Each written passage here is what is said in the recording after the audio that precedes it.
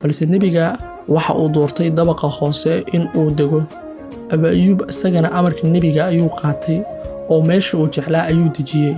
Markii uu gabalka dhacay, Abu Ayyub iyo xaaskiisa ayaa qolka isugu tegey. Abu Ayyub ayaa xaaskiisa ku yidhi, maxaan samaynay?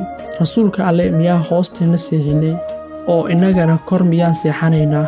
Rasuulka Alle korkiisa miyaan ku soo soconaynaa? Isaga iyo waxyiga miyaa kala dhex gelaynaa? Haddaba waa halaagsanay ee ogow. Ayaga oo sidaasi u wareersan oo ka walwalaya arrintaasi, waxa ay sameeyaanna garala, ayuu waagii ku baryey. Abu Ayyub ayaa markaasi ku yidhi nebiga, Rasuulka Allow, aniga iyo Ayyub oo ahayd xaaskiisa, wax hurdo ah inagama soo dhicin xalay. Nebiga ayaa weydiiyey sababta, waxa uuna u sheegay in ay ka walwalsanaayeen in ay seexdaan guriga uu hoostiisa jiifo suubanaha nabadgelyo naxariis korkiisa ha ahaatee.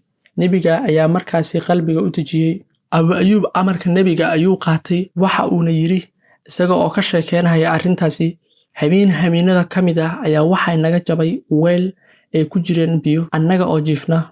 Rasuulka Alle dushiisa biyihii ayaa ku dareeray, waxaana ka baqnay in ay ku dhibcaan. Aniga iyo Ayyub waxa aan qaadanay go' aan keligiis ka haysanay dhar, waxa aana bilownay in aan habeenkii oo dhan ku qallajino biyaha si aysan Rasuulka Alle u gaarin dhibic ka mid ah biyahaasi, isagoo oo jiifay hoosteena, hurdadana aanan uga kicin.